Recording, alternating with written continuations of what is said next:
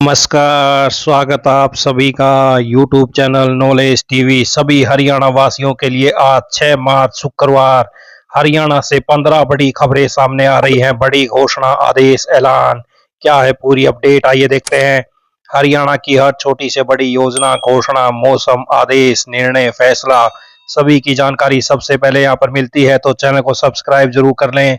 तो चलिए देखते हैं सभी हरियाणा वासियों के लिए 15 बड़ी खबरें, घोषणा, ऐलान। पहली बड़ी घोषणा, हरियाणा के शहरों में खुद का मकान प्लाट नहीं होने के कारण परिवार पहचान पत्र नहीं बनवा पा रहे लोगों को प्रदेश सरकार ने बड़ी राहत दी है। अब किराए पर रह रहे लोग अपने मकान मालिक की प्रॉपर्टी आईडी देकर परिवार पहचान पत्र बनवा सकेंगे। दरअसल शहरी क्षेत्रों में पीपीपी बनवाने के लिए संपत्ति पहचान पत्र अनिवार्य है। हरियाणा के विधानसभा में प्रश्नकाल में पानीपत के विधायक ने शहरी क्षेत्रों में परिवार पहचान पत्र की अनिवार्यता पर सवाल उठाते हुए सरकार से पूछा कि जिन किराएदारों के पास अपनी संपत्ति नहीं है, वह किस तरीके से पहचान पत्र बनवा सकते हैं। संबंधित विकल्प का कर सकते हैं चयन। शहरी क्षेत्रों में आवेदक परिवारों के आवासीय पते के उचित सत्यापन और प्रमाणीकरण को सुनिश्चित करने के लिए प्रॉपर्टी आईडी को अनिवार्य किया गया है। कोई व्यक्ति किराएदार है या उसके नाम पर कोई संपत्ति नहीं है, तो वह परिवार पहचान पत्र के संबंधित विकल्प का चयन कर सकता है। संबंधित व्यक्ति जिस परिसर में रहता है, वह उसकी सहमति के साथ प्रॉपर्टी आईडी दर्ज कर सकता है। इसी के आधार पर उचित सत्यापन किया जाएगा। तो हरियाणा में किराएदारों को राहत, मकान मालिक की प्रॉपर्टी आईडी से बनेगा पीपीपी। तो ये बड़ी अपडेट। आइए अगली बड़ी घोषणा देखते हैं। सरकार सभी जिलों में राशन डिपो की संख्या बढ़ाकर 13,408 करने जा रही है। इसमें से 33% डिपो की कमान महिलाओं के हाथ में होगी। अभी प्रदेश में 9,408 डिपो चल रहे हैं, जिनमें महिलाओं को उनके कोटे का पूरा लाभ नहीं मिल रहा। डिपो संचालक आय का स्रोत बढ़ाने के लिए डिपो से जैविक खाद के 5-5 किलो के पैकेट भी बेच सकेंगे। इससे गांव में जैविक खाद बनाने वाले किसान और पशुपालकों को गांव के पास ही एक बाजार मिल जाएगा। उन्हें शहरों की उत्पाद ले जाने की जरूरत नहीं होगी। खेती के लिए जैविक खाद का उपयोग करने वाले किसानों को मानक तय कर बनाई गई जैविक खाद भी गांव के पास ही मिल जाएगी। नायब सरकार ने राशन डिपो वितरण प्रणाली से लेकर डिपो देने के तरीके को और भी पारदर्शी बनाने का निर्णय लिया है। इस योजना में स्वयं सहायता समूह तथा सीएम पैक्स संचालन समितियों को भी वरीयता मिलेगी। रासायनिक उर्वरक खेती में कम प्रयोग कर जैविक खाद को बढ़ावा देने के लिए डिपो संचालकों को दूसरी जिम्मेदारी देकर उनकी आय बढ़ाने के लिए यह व्यवस्था की जा रही है। तो राशन डिपो में मिलेगी जैविक खाद। इच्छित डिपो संचालक बेच सकेंगे। तो राशन डिपो संचालकों को 5 किलोग्राम तक के पैकेट बेचने की रहेगी छूट। आइए अगली बड़ी घोषणा देखते हैं। शिक्षा विभाग ने ट्रांसफर पॉलिसी में संशोधन करते हुए 15 साल के ब्लॉक सिस्टम यानी एक ही ब्लॉक में 15 वर्ष तक की शर्त को समाप्त कर दिया है।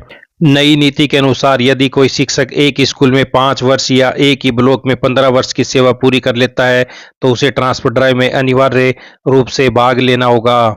सेवा अवधि की गणना में नियमित ड्यूटी, ट्रेनिंग, डेपुटेशन, निलंबन अवधि, अस्थायी स्थानांतरण, चाइल्ड केयर लीव और असाधारण अवकाश को भी शामिल किया जाएगा। राजकीय प्राथमिक शिक्षक संघ के राज्य महासचिव और राज्य प्रवक्ता ने कहा कि लंबे समय से चल रहे प्रयासों और सरकार के साथ सकारात्मक संवाद के बाद शिक्षकों को यह राहत मिली है।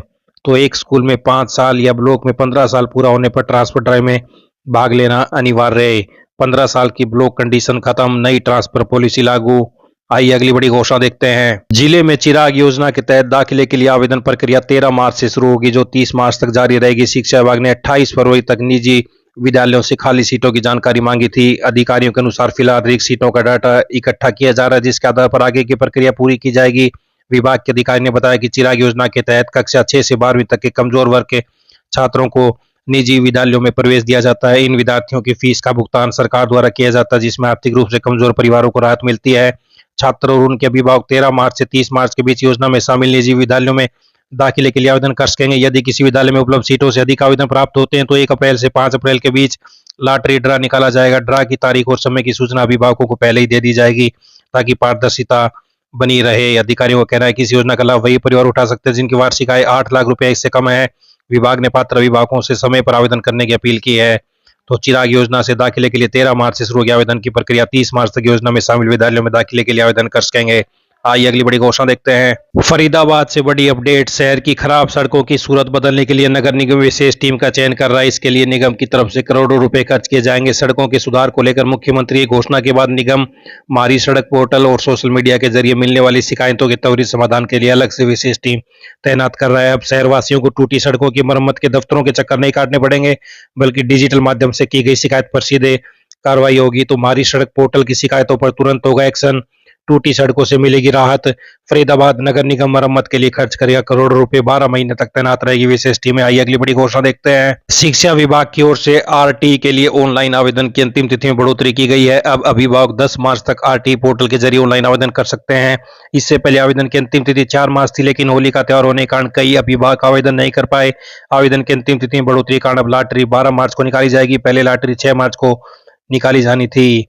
तो शिक्षा विभाग ने आरटी के लिए आवेदन की प्रक्रिया 20 फरवरी से शुरू की थी। तो आरटी में 13 दिन में 5 लाख आवेदन। शिक्षा विभाग ने अंतिम तिथि 10 मार्च तक बढ़ाई। आइए अगली बड़ी घोषणा देखते हैं। सरकारी निर्माण कार्यों के चलते ठेकेदार अथवा अधिकारी अपनी मर्जी से बजट संशोधित नहीं कर सकेंगे। अभी तक होता ही आ रहा है कि अगर कोई प्रोजेक्ट 10 करोड़ का बना है तो इसका निर्माण चलते चलते संशोधित बजट 20 करोड़ तक पहुंचा दिया जाता है। तो अब किसी परियोजना का अपनी मर्जी से बजट नहीं बढ़ा सकेंगे अधिकारी और ठेकेदार। मुख्यमंत्री नायब सिंह सैनी ने अब इस प्रवृत्ति पर पूरी तरह से रोक लगा दी है। अगर किसी कार्य की लागत अधिक आती है तो उसका बजट नहीं बढ़ाया जाएगा। बजट बढ़ने का स्पष्ट कारण बताते हुए इसके लिए अलग से टेंडर लगाया जाएगा। आइए अगली बड़ी घोषणा देखते हैं। बात करते हैं हरियाणा मौसम की। हरियाणा में मार्च की शुरुआत में ही पारा 33 डिग्री पर पहुंच गया है। गर्मी ने तेवर दिखाने शुरू कर दिए हैं। तो आगे कैसा रहेगा मौसम? मौसम विभाग का कहना है कि अगले 5 दिनों तक मौसम शुष्क रहेगा और अधिकतम तापमान में 2 से 4 डिग्री तक और बढ़ोतरी हो सकती है। बारिश के आसार नहीं है। आइए अगली बड़ी घोषणा देखते हैं। फतेहाबाद जिले से बड़ी अपडेट। हरियाणा आईटीआई के निर्देशानुसार आईटीआई बोडिया खेड़ा की लाइब्रेरी तथा विभिन्न इंजीनियरिंग ट्रेड की वर्कशॉप अब आम जनता के लिए भी उपलब्ध कराई जा रही है। इच्छुक नागरिक पोर्टल ITI-Haryana.gov.in के माध्यम से लाइब्रेरी, वर्कशॉप और मशीनरी की जानकारी प्राप्त कर सुविधाओं का उपयोग कर सकेंगे। डीसी ने बताया कि इच्छुक व्यक्ति केवल लाइब्रेरी में बैठकर अध्ययन करने हेतु 100 रुपये प्रति महीने, लाइब्रेरी स्थान के साथ पुस्तक सुविधा हेतु 500 रुपये प्रति महीने और संस्थान के कार्य दिवसों में वर्कशॉप उपयोग हेतु 300 रुपये प्रति महीने शुल्क अदा कर सुविधाओं का लाभ ले सकते हैं। आइए अगली बड़ी घोषणा देखते हैं। एसएससी चेयरमैन बड़ी घोषणा। आने वाले कुछ ही दिनों में सीईटी ग्रुप डी के आवेदन के लिए पोर्टल खोला जाने वाला है। इसलिए सभी अभ्यर्थियों से अनुरोध है कि सीईटी ग्रुप डी से संबंधित अपने सुझाव गूगल फॉर्म के माध्यम से आयोग तक पहुंचा सकते हैं। आइए अगली बड़ी घोषणा देखते हैं। भारत सरकार की बड़ी योजना प्रधानमंत्री श्रम योगी मान धन योजना असंगठित क्षेत्र के श्रमिकों के लिए स्वैच्छिक एवं अंशदायी पेंशन योजना है। उधर से असंगठित क्षेत्र के श्रमिकों को 60 वर्ष की आयु के बाद 3000 रुपये प्रति महीने की पेंशन मिलती है। 18 से 40 वर्ष की आयु के श्रमिक होने चाहिए। असंगठित क्षेत्र में कार्यरत कामगार मासिक आय 15,000 या उससे कम होनी चाहिए। ईपीएफओ, ईएसआईसी या एनपीएस के तहत शामिल नहीं होने चाहिए। पंजीकरण हेतु अपने नजदीकी सीएससी सेंटर पर जा सकते हैं। अधिक जानकारी के लिए वेबसाइट पर विजिट कर सकते हैं। तो ये भारत सरकार की बड़ी योजना, ये सभी हरियाणा वासियों के लिए बड़ी घोषणा, आदेश, ऐलान, पल पल की अपडेट मिलती रहेगी। चैनल को सब्सक्राइब जरूर कर लें। इस अपडेट में इतना ही। बहुत बहुत धन्यवाद।